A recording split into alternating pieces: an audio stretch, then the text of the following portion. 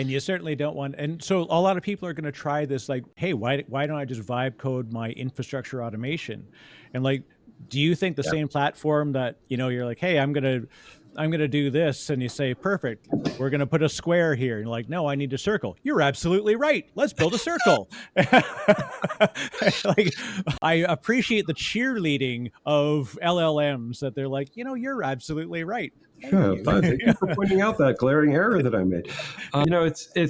We have, especially when it comes to bare metal, we have a core concept called an infrastructure pipeline in Digital Rebar, where we chain together long sets of proven automation. And one of the things that we do as principle is we don't build pipelines for each type of infrastructure. We have a pipeline, and then we keep making the pipeline more resilient and making it better to handle all of the things that come at it.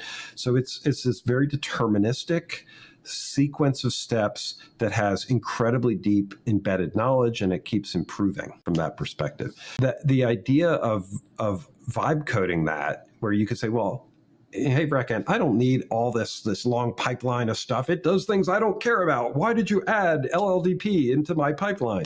It's like, okay, look, I know you don't think you need LLDP, but you may in the future, So we walk through all these steps. The challenge with any of the vibe coding stuff, it's really powerful for a lot of business knowledge or a specific thing being tied into something else, like an orchestration use case. There comes a point when you're like, I need to tell you how to do this thing for me, and I need it to be reliable and fast. And you don't want an AI making it up or learning from its mistakes and repairing as it goes. And so you actually have to go through and build up, the system to very specific standards in a very specific sequence. And unless you do it exactly that way, then you're not going to get a repeatable result. And that's the thing that's missing here, right?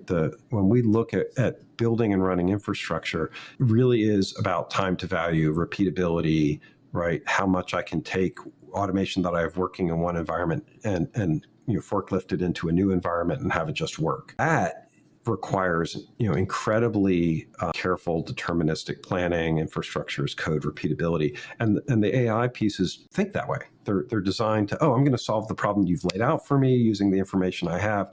Doesn't worry about the next time you have to solve that problem. Doesn't learn from its mistakes with this. You have to guide it.